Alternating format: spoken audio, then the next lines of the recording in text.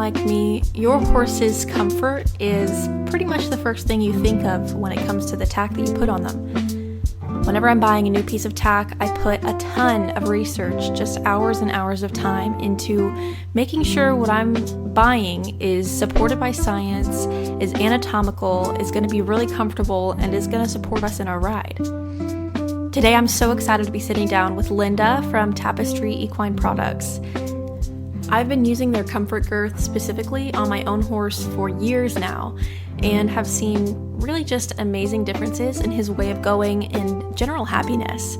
So I'm so excited to welcome Linda today, and I do hope you'll enjoy the episode. We get into a lot of really cool things, and I really just hope that this is something that can help you and your horse in your riding journey. Can you tell me a little bit about how you got started with riding and horses in general?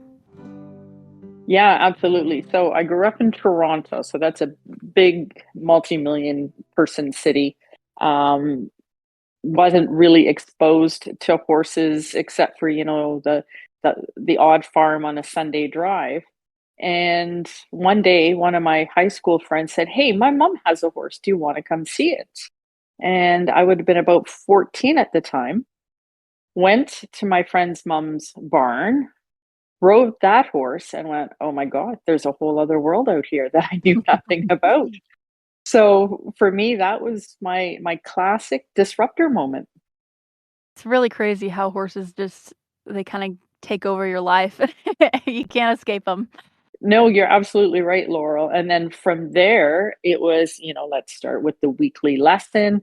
There was a stable in the heart of the city, funny enough.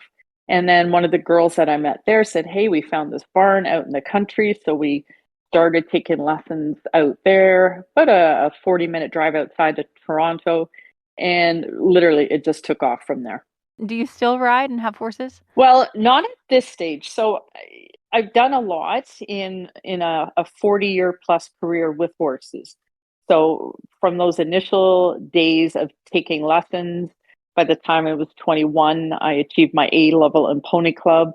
I had made the Ontario Young Rider team for eventing, and I had yet to own my own horse. So I grew up on, the school horses and beg borrowing and stealing rides on privately owned horses. And then from there, I got a degree in wildlife biology, thinking that, well, I really would like to be on the team, the Canadian team for eventing maybe one day, but let's get a degree in case I get hurt. But I just stayed with the horses. I galloped race horses both in Virginia and at Woodbine and Fort Erie here in Ontario. And in eventing, I went right to the advanced level with steeplechase and became a technical delegate. So I officiated for 21 years. And I've got my coaching certification. I've had that forever. So I just stayed involved in all sorts of different capacities. Yeah, it is a really great industry in that way because even if you're not riding, you can be in it in some sense, and there's always more to do and help out and learn, and there's something for everybody for sure. Absolutely, right? And you learn so much from all the different parts of the industry. I was also involved in thoroughbred racing game for 10 years, and that's an eye-opening experience. You've got to learn very quickly what are the horses telling you, how to keep a horse down, because anytime horses have to be laid up due to injury or something, that's money that's being lost. So you become acutely aware, at least you should, at watching horses very carefully, and they're always giving you the signs of, where they're uncomfortable or when they're happy and that kind of thing, and acting accordingly. Yeah, and tack is a huge part of that. Can you talk about sort of the importance of choosing tack that the horse is comfortable in and that's anatomical and that is made thoughtfully? Right. No, and that's a great way of looking at it. So, again, everybody their stages throughout their lives and their careers, right? So when you start on the school horses, you don't really have choice of tack, right? I can remember, using saddles that really didn't fit the horse properly, or we've all had those stirrup leathers or girths that are, in tatters, and you just didn't have the best fitting tack for horses, and that included bits as well, too small, too big, too harsh, too whatever. And again, you would see the horses respond. And I can remember, the girthy horses way back when, they bloated, they'd always go to bite you, those school horses. And, what were we taught a lifetime ago? Oh, give them a gentle knee in the ribs or something to get them to not bloat, or, tell them not to bite you, that kind of thing. But actually, the horse is telling you, hey, I'm not liking what you're about to do to me. And it was the same thing in racing. So racing on race day, you've got the elastic girth. There's nothing central in that girth. So that's why it has to be done up so tight so that it doesn't slip when the horse is in race pace, right? And again, they come off the track really quite adverse to the girth because of what had happened to them at the racetrack. So, I've just seen a lot of unhappy horses over the years in various disciplines. I can go to a dressage show today and see a very unhappy horse under tack due to, the girth design that rider is using, the wrong kind of bit, noseband, you name it. So I think it's becoming much more prevalent in the industry. People are becoming much more aware of what they're using on their horses. How can I make them as happy as can be, maximize their comfort, their performance, and not break the bank, right? Yeah, no, absolutely. I know with my own horse specifically, there's not like one piece of tack that I use that I can think of that I didn't put extensive amounts of research into.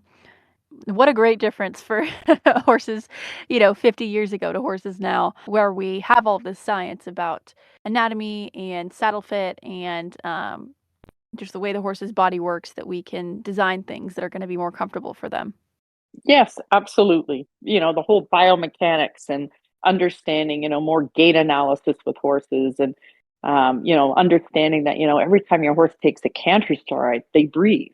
Little things like that, that it's funny. I go to trade shows around the world, and that's one of my favorite questions to ask people when we do start talking about girths is I'll ask them that very question. So what does your horse do every time it takes a canter stride? And surprisingly, quite a few people don't know. I knew that they did that for a gallop stride. I didn't know they did that for canter stride, but that just kind of makes it more necessary to have something that can accommodate that. Absolutely. That's why, again, ideally the girth is of a design that it moves, it breathes, and it expands exactly with what the horse is doing, depending on the gait, the trot, the canter, the gallop, the walk. There is a ton of movement in a horse's body, even at the walk. Yeah, absolutely. You mentioned elastic racing girths. I'm not familiar that much with racing. Can you tell me what that is? So, like during the day, when the horses are doing their usual training and working out, they use a typical either fleece girth, leather girth for that type of training. But on actual race day, they use an elastic girth, which is about a 3-inch wide piece of webbing. And then over that, they'll do an overgirth on this tiny little saddle, right? And they'll do a girth channel in between the girth and the horse. But it gets snugged up pretty quick. Um, and there have been studies, that over tightening a girth can actually decrease stride length and decrease ability to breathe deeply. So there are the studies that validate that.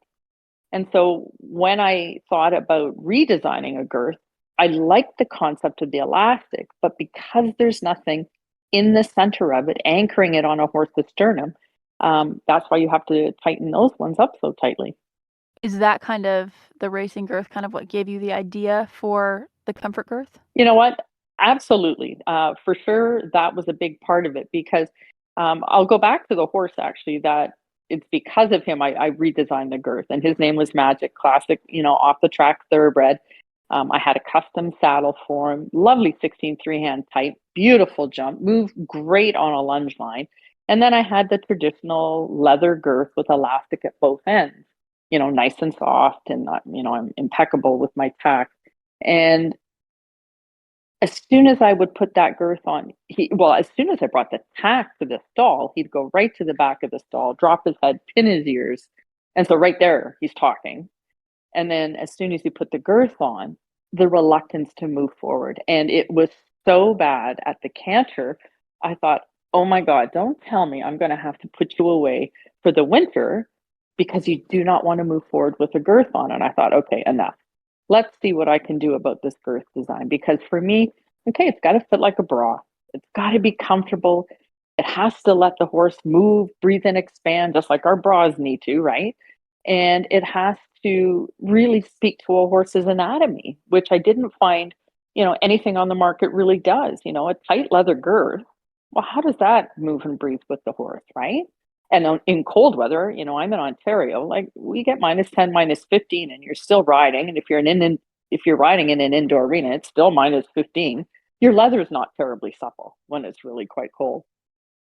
And so for me, that's where the basic thought was, okay, I've got to design it symmetrical. It has to have some kind of a central sternum pad and then elastic up the sides where the horse does most of its breathing and moving, not from the spine down where, all the typical conventional traditional girths put elastic at the ends. I thought, well, it doesn't really do us any good up there, up underneath our leg or whatever, right? When on the traditional long girths. Let's put the elastic lower down and let's see. And so that's really where I got the idea was, okay, like I like the elastic girth that we see at the racetrack. And then back in the days when we steeplechase, we would use an overgirth. And that's where I got the idea of the cross pieces on my design. Was back in the days of an overgirth with steeplechase, because I didn't want just one piece of elastic holding me on. I thought, no, people and horses being horses, we need to have a backup system. So that's really how I came up with the design in my head. And then I took it to a lovely gentleman, Brian, who used to own a tack store here in Ontario, Fincham's. Lovely. He would make gorgeous leather items. He was always known for the yearling halters he would make for the sales. And I booked an appointment with him and I said, hey, Brian, I've got this idea for a girth in my head. Could you make me one so I could try it on my horse? So as we're, it was a really neat conversation. So as we're at his desk there and we're talking about it, he's going, Linda, I think you're onto something. So, a couple of weeks later, calls me up and goes, I've got your prototype ready for you. So I took it and I put it on that thoroughbred. And it took him about 3 weeks to come around mentally to the point where I could bring the tack to the stall, and it was a Dutch door type stall door. I would swing it open and he'd be right there waiting for me. Long gone were the days of hiding at the back of the stall with his head dropped and ears pinned. And it was like he was saying to me, come on, hurry up, let's go. And we actually were able to show him jumpers in the wintertime. So he went from, I don't want to move forward, and being miserable and grouchy and ulcery too, I think. I think there's a correlation between ulcers and girths, right? That whole comfort thing, it just totally changed him. But it took about 3 weeks. That's great. How many iterations of the comfort girth was there? Or was it like you had it right off the bat? Pretty much. I never changed the design. Really? No, I never did. It's the same thing like my Persuader spur. That I did one design of that, tested it, went, that's exactly what I want it to do. Never changed that design. Same thing with the girth. I knew what I wanted it to do. Like I remember the first day I put it on Magic, I thought, oh my God, like, are you going to buck me off? Like, is this going to feel so weird? But he never looked back. He strided out right from the get-go. But mentally, it was a mental thing for him, years at the racetrack. And then that traditional girth for however long. It took him a little bit to realize, you know what, I'm not going to be as uncomfortable anymore. But no, that first design was the one I went with. Yeah, you got it right from the get-go. That's awesome. Yeah, and then, so I took it to the University of Guelph, showed it to one of their top researchers, Dr. Thompson, and he looked at it and went, oh my God, what took so long for this idea to come out? So I do have it patented, Canada, the US, and all of Europe, and it can be an absolute game changer for horses. And I've personally noticed a big difference in my horse. He was, like I said, he's a rescue. And when I got him, he was still recovering from ulcers. So girthiness was, I think, like you said, kind of a mental thing. And of course, I tried the original, traditional leather girth, elastic both ends kind of thing. And when I made the switch to the comfort girth, it all went away pretty quickly. And yeah, it's just really neat how horses can tell the difference. what are some reasons that a horse might be girthy or cinchy, might be kind of resistant towards that whole process in general? Well, I think one is a comfort thing, and two would certainly be an association to the tack that is being used on them. So again, you've got to look at all the different girth designs and what they do or they don't do. So any of your leather girths with elastic at the ends, they don't have any give where the horse needs it, right? Again, watch any slow motion video of a horse moving, and you're shocked at really how much movement there is in that body. Pressure points, uneven distribution of the pressure points along the horse's girth area, the pectorals, the sternum, the intercostals, all those things that it's no different than us as people. As one of my great analogies that I say to people is, you know what? You can wear a leather belt, a tight leather belt to hold your pants up. And how comfortable are you bending down? Let's go for a run, and I want you to go jump some logs while we're at it, right? In that tight leather belt. Or I can put an elastic belt on you. Still going to hold your pants up, but you're going to be a lot more comfortable, right? In that elastic belt. So, it's a comfort thing. Horses have to express themselves in some way that they don't like what you're doing. So it can be the ears back, the tail swishing, the teeth grinding, the bloating. They're protecting their intercostals, the short striding. Some people, it's classic. You hear it from people, my horse walks like a crab after I do the girth up. Well, they're terribly uncomfortable when they do that. A lifetime ago, I had a client's horse, poor thing, as slowly as you would girth him up. He did it on me once, sat down on the cross tie. It can be extreme. It can be, I'm not moving forward. And then what happens, and this is why I get, it can be very frustrating, is, well, then they get labeled. Well, he's ignorant. He's bad. He doesn't want to do what you're asking. Well, he's talking. Are you listening? If your horse moves great on a lunge line with no tack, and you've got a custom saddle that properly fits your horse, and then he still isn't right with a girth, guess what? You need a new girth. Yeah, absolutely. I like to think about it kind of that same way. Like, if you and I had no words to communicate, we still would have to tell each other things somehow. And the only way we can do it is through that body language. So if we're ignoring our horse's body language, then we're missing those signs that really we're really hindering our horse from success and comfort and working together in partnership. Yeah, Laurel, absolutely. And, then some of the things that people will say to me that has improved once they switch to a tapestry girth is, wow, my horses, it's so much easier for them to get the leads. Or in the reiners, I can feel that horse cross over in front way easier than they did before. Or you know what? I had a horse that wanted to chip all the time to distances, especially if it was an ox or out. He doesn't want to chip anymore. He'll actually stretch and reach over that jump. So there's all these little things that again was a result of tack. Yeah, absolutely. And the girth, for anyone who doesn't know what it looks like, it's basically like a sternum plate in the middle and then elastic either side, almost all the way to the buckle. And the buckle is connected through leather. And you looking at it, you would say, "Oh, that's not going to stay on. Like it's just elastic." And you have in your mind the elastic that you have at the end of the traditional leather girth that stretches out in two rides and is completely unusable. Um, but I've had mine going on 5 years, and it's still like completely as stable as any other girth would be. I do tell people, because I have had the odd person really use one of my girths beyond its best before date. They used it on like 5 horses a day for 5 years. And it was like, okay, you definitely need a new girth. It isn't designed to last forever like your leather girths are. And well, they don't even last forever. But I do suggest to people, any 3 to 4 years, it's time to get a new one. It doesn't owe you anything. But no, you're quite right. It's a quality elastic. And you don't need to over tighten it. Your tack just needs to be snug enough that nothing's going to move. And, if your horse has a nice set of withers on it and the saddle, it fits nicely, yeah, nothing will move. Those roly-polies, your quarter horse, some of these paints that are just round little soles, and I'll tell them when I'm at a trade show, you've got the hardest horse to girth.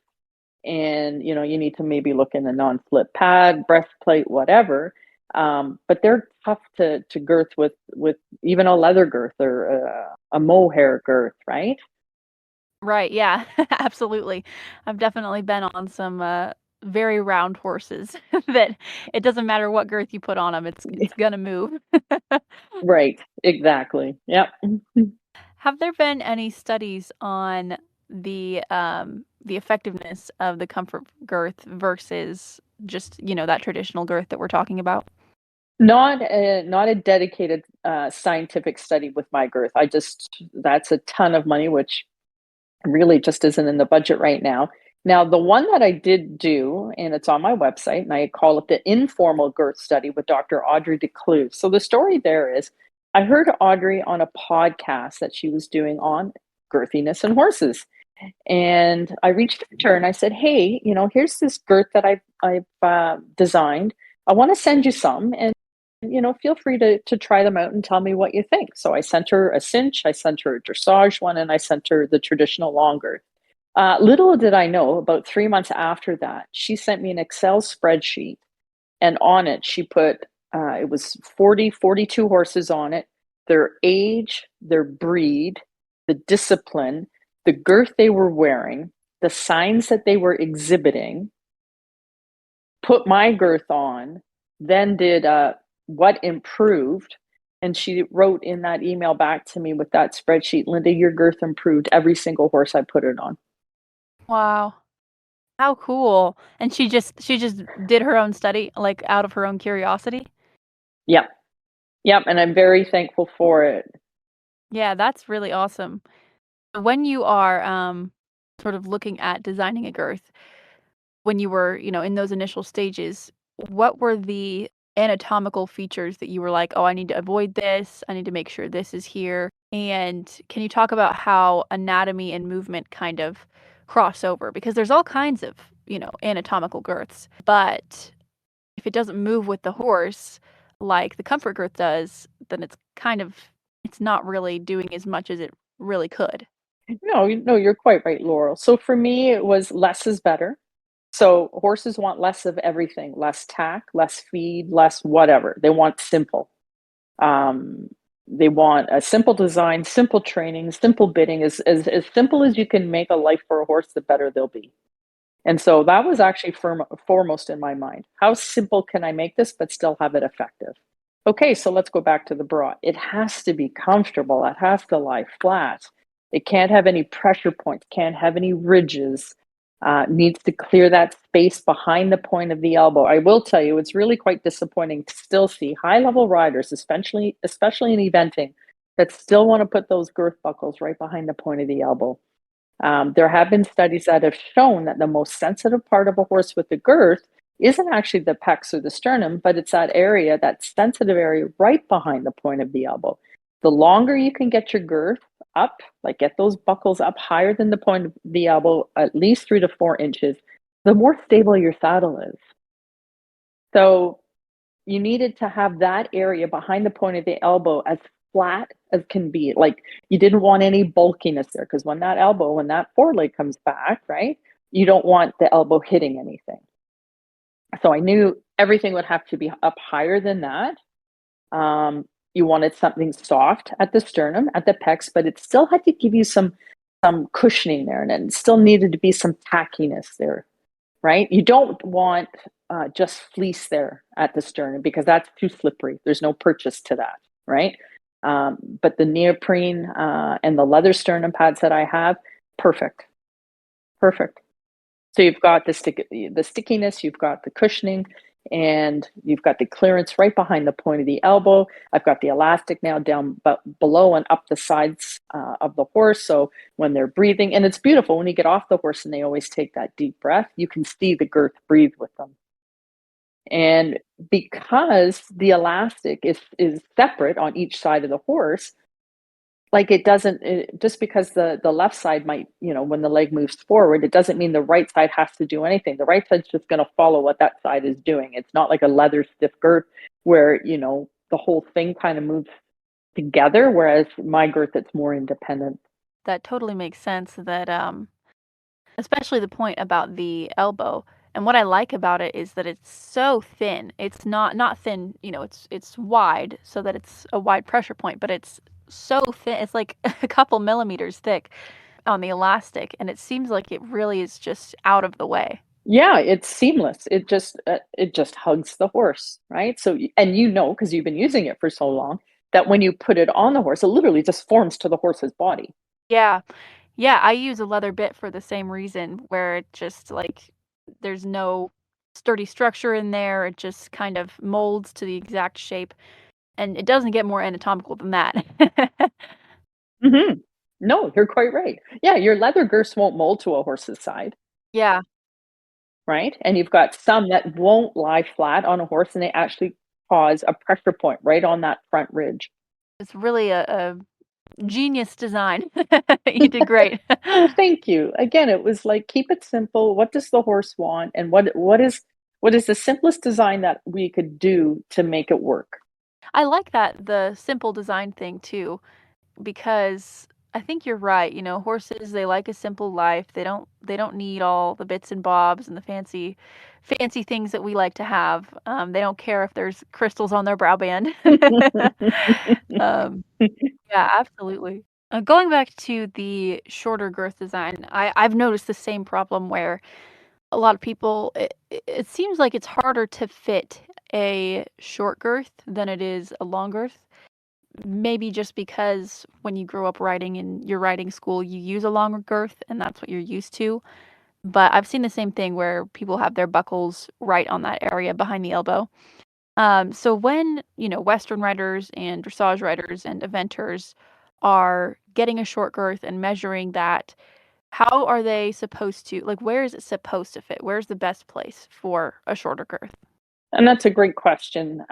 So again, look at where your buckles sit once the girth is tightened for riding.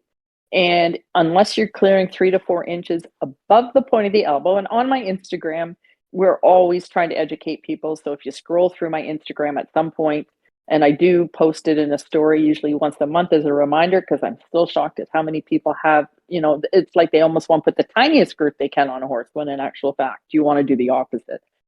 So you've got to get it above that whole sensitive area.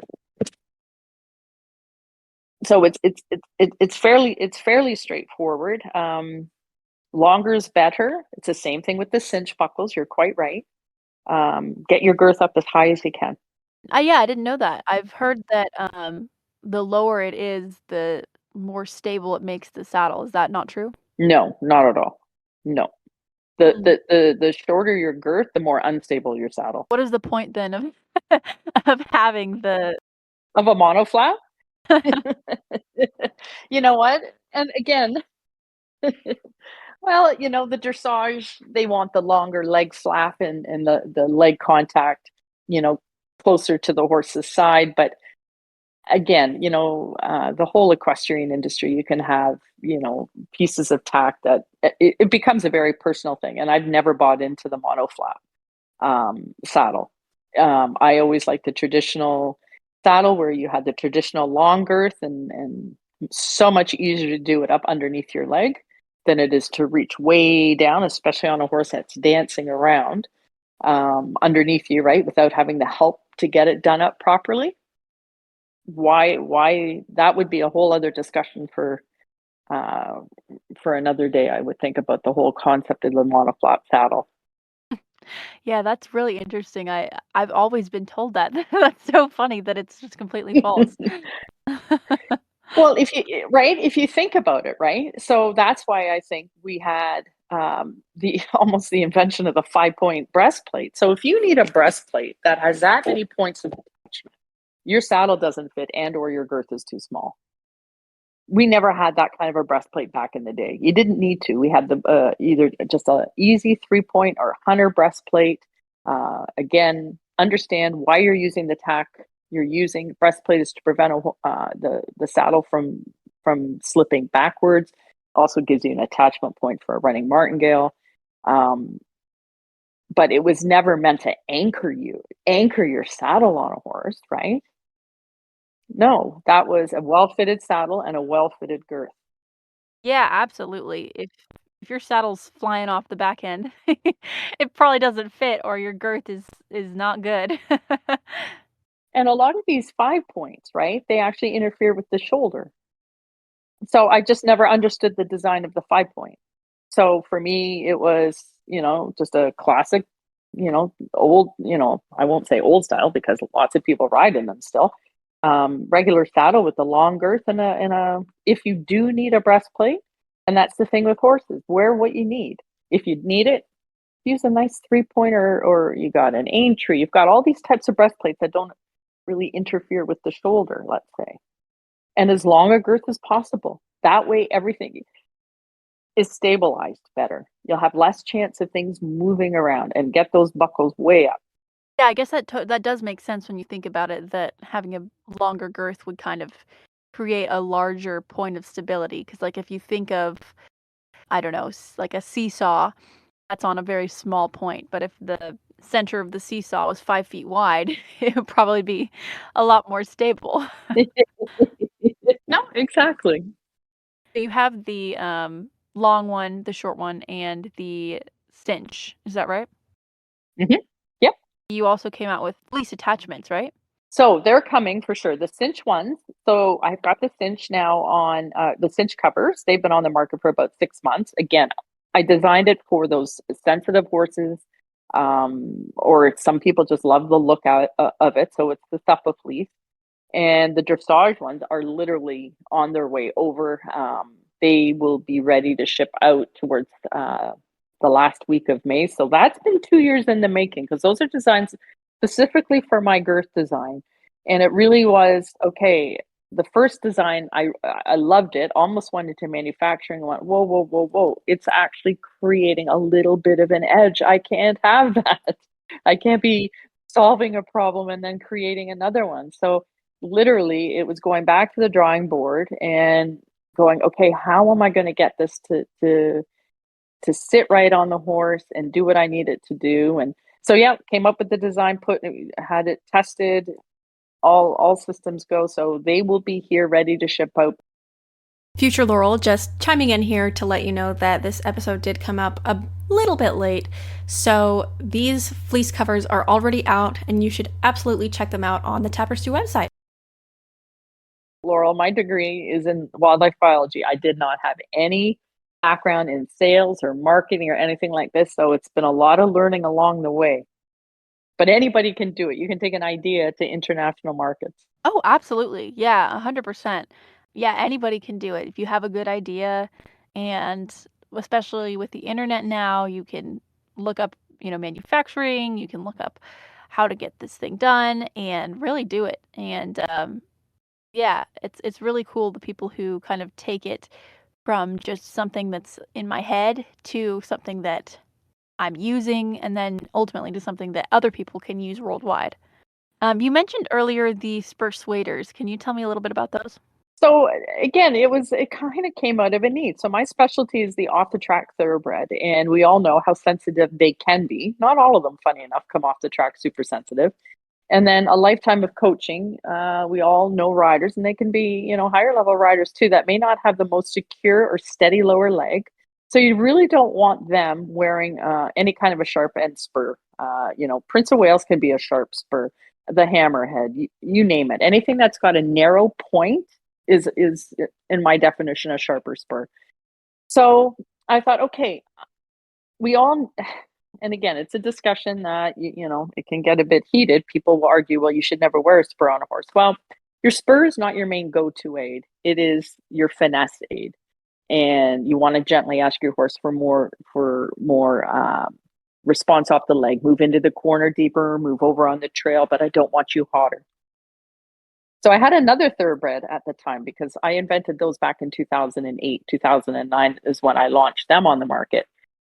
And I thought, okay, well, the back of my boot is a fairly large surface. And then you go to a Prince of Wales because how many kids do you know? You can go at any hunter show and how many kids are wearing spurs, right? So you put those in your rib cage, and that's a pretty good poke and a jab.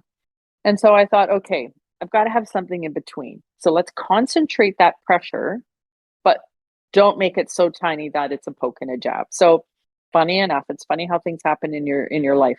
One of my neighbors had his own tool and die company. So I took over a traditional like Prince of Wales spur. And in Canada, we have a loonie, which is the coin for the dollar. And I said, do me a favor, can you put this on the end of a spur? And I've got to try it. I've got to see what it does, how it feels on a horse. So he made me my first pair, and the horse that I tried them on, big 16 3-hand Sienna cat, was his breeding. It's freaking opinionated. Nice horse, but I never would have put even a Prince of Wales on him. And I thought, okay, Royal, this is a big day. And so I warmed him up without using them. And then I just started doing some easy lateral work, leg yield, shoulder in. Started using this persuader, and his ears never moved. And I went, that's it. I don't want a horse grumpy, right? You go into a dressage test, that's all, those marks can be deducted for resistance on the horse's point, right? Teeth grinding, swishing of the tail, all that can be because of a sharper spur. So he moved off of it and was just quite happy doing it. And then I thought, okay, well, that's tick that box. Well, okay, let's go put them now on an amateur who doesn't have a great leg, but the horse falls in on the corner or, just needs a tiny bit more attention, shall we say. And pleasantly surprised that when this rider, asked the horse to move over with them, might have been a bit harder, let's say, than a more of a sophisticated rider. The horse moved over, but didn't overreact. Didn't, pin that ear, stop, kick out, swish the tail, just went, oh, whatever, and moved over. So again, it was, okay, here, I'm asking you to do something, but I'm not getting the negative reaction that we can get with some of this other tack that we're using. So that went worldwide in no time, went right across the industry. You can see it in any sport, English and Western. Now, the only drawback that I've had with that spur is FEI. So the FEI allows it for show jumping, but for whatever reason, they will not allow it for dressage and eventing. And funny enough, I've just written them yet again another letter asking them to look at this persuader. Now that they've made, spurs not even mandatory anymore, and they used to allow spurs, and they still do, that can cut and injure a horse. A Prince of Wales can cut and injure a hammerhead, a rowel. They can all cut and injure a horse. This persuader has no sharp edges. It's just a pressure point. But, allow riders to decide what equipment they should be allowed to wear. And you need to evaluate new products as they come out, right? There's no sense doing a blanket, cannot be this. When something comes along and goes, oh, well, yes, there's a tiny bit, there's less than a 4-degree curve in, just so that the rider doesn't have to turn his toes out. You can just close your lower leg with persuaders on, and you'll make 2/3 of that contact surface on your horse's side. And, they've been most frustrating to deal with is FEI. You guys are supposed to be the voice for the horse. And one of my biggest fans with this persuader, bless his soul, is Bernie Traurig, the Hall of Fame hunter jumper dressage eventer, down in the States that you guys have, equestriancoach.com. And he loves these spurs on those sensitive horses, or that rider that doesn't have a great lower leg. I've been to a clinic with Bernie, and he'll go, Linda, persuaders on that horse. When you are riding a sensitive horse, if you are going from your leg to anything, or really any kind of equipment, you need to get the thing that is going to have the least amount of reaction possible. Because if your horse is telling you that's too much communication, then you're only going to, if you continue to use that, either get, like you said, a grumpy horse, an angry horse, a frustrated horse, or a horse that's just dead to your leg and dead to the aids. And then you'll have to move to something even more nasty. So I really like the idea of spurs are an aid. They're not, a tool to kick your horse harder, just like you said. And I like the idea of making a spur that is no harsher than your leg, but just has that added bonus that it's clear for another purpose, like a spur would be. Yeah, it's focused pressure. So when people come by my booth, I can rub them the side of their arm with just a plain riding boot, and they go, "Okay, I get it." And then I'll say, "Look, put this persuader in your rib cage. Now I want you to put the Prince of Wales." And they look at me like, "No, I don't want to." I say, and I look at them and I go, "You do it to your horse all the time, right?" And then so they'll rub the two of them in their rib cage, and they go, "Okay, I get it." It's like, right. Which one do you think your horse prefers more, right? If you're training your horse to be light to the aids, you have to use light cues. Absolutely, right? Either they make you a busy rider or you make them sensitive. Yeah, I like that. That's a good one. It is absolutely true. And a lot of horses, like you said, they're sensitive already, and we put tools on them that maybe for other horses would be, just fine. But for them are too harsh, and then it turns them from being a sensitive horse to quote unquote a lazy horse who ignores the aids and doesn't move forward when you want them to. But there is something lost, I think, nowadays with the whole bidding up principle that if you can't control your horse or you can't make your horse do this, you need more equipment to get them there. And we've lost a little bit of the nuance of riding, I think. No, Laurel, you're spot on. As a longtime horse person, coach, trainer, the more if you need a ton of tack on your horse, then you're missing the fundamentals. You're missing the basics. You're missing the flat work. You're missing the hacking out. Those are all just band-aids, and it just if I because I'm always looking for, okay, what kind of rider do I want to sponsor? I promise you, if you've got a bunch of tack on your horse, I won't give you a second look. I totally get that. I'm kind of the same way. When I'm looking for a rider to sponsor, I say, all right, what is on their horse? Do they have a crazy bit? Do they have, you know, are they using artificial aids? Those are definitely things I look for too, because it really does show not just your skill as a rider, but your care for the horse's side of things and the horse's view, as opposed to just your own. Absolutely, right? And I shared it, I think on my personal Facebook page, but there's a gentleman, and I'm sorry, I can't recall his name, but he was doing, I don't know, meter 20 show jump course down the States with just a neck rope. Saddle and everything was the same, but just a neck rope.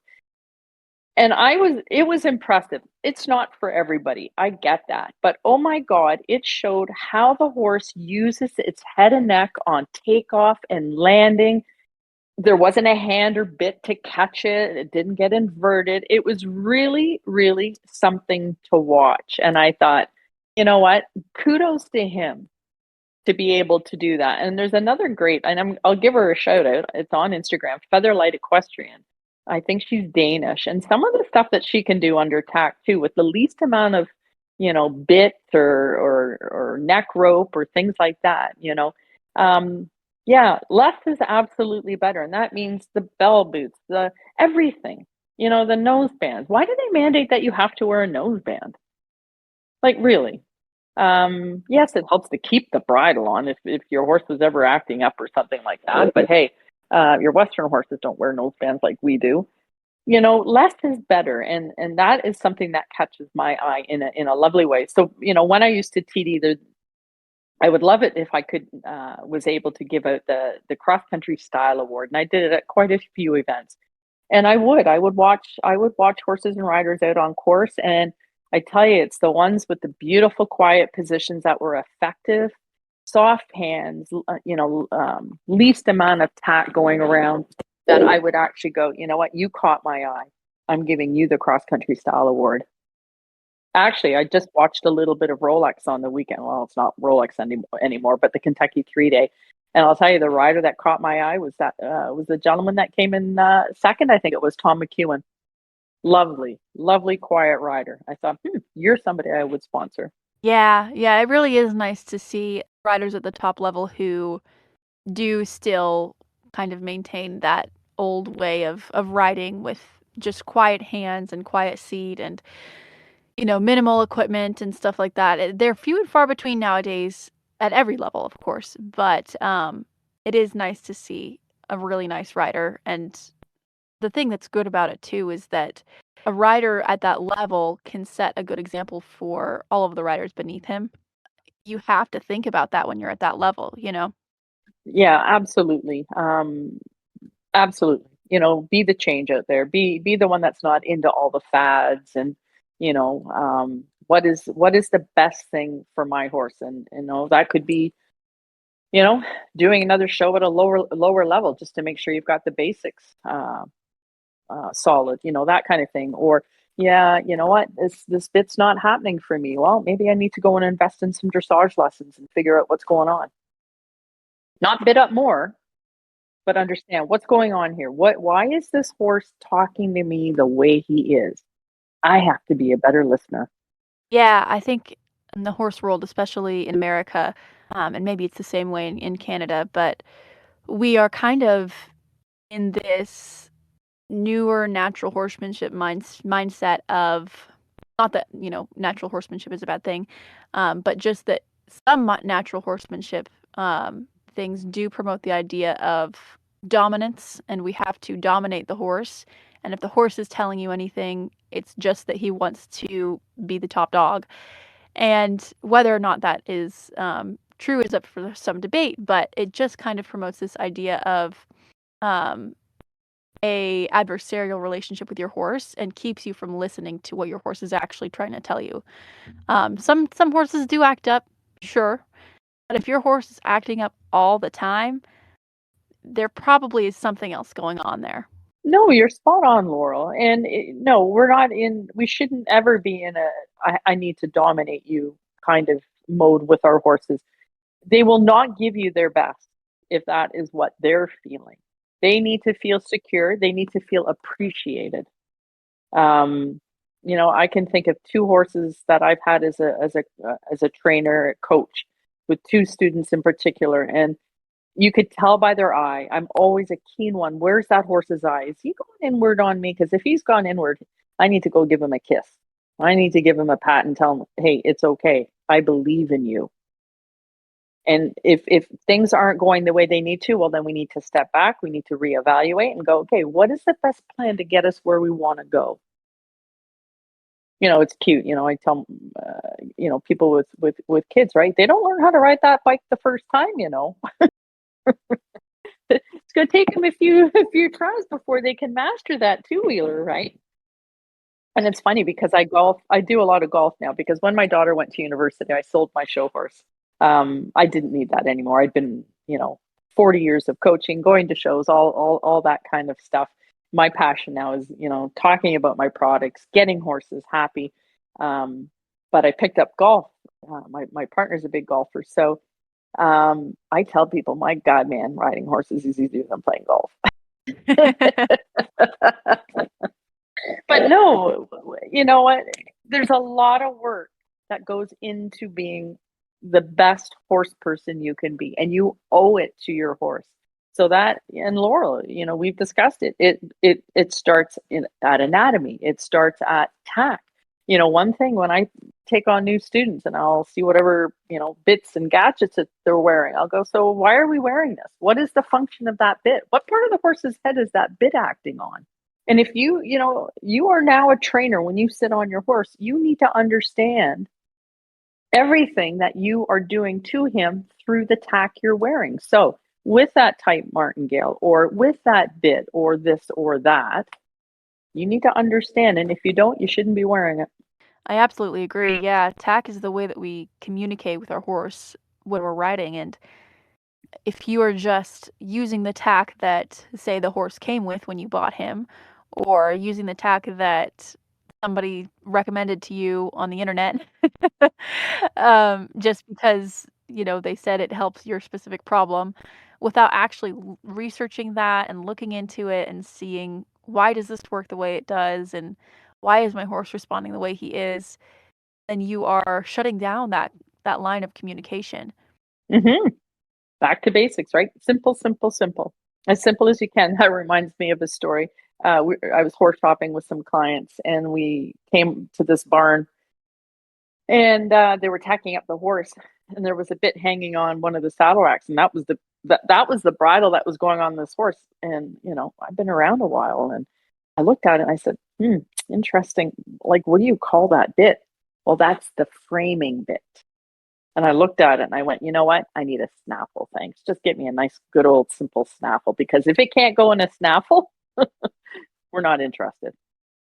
They want to control the head. Control the hind end, control what you're sitting on, control the middle of the horse. The front end will come. Yeah, I absolutely agree.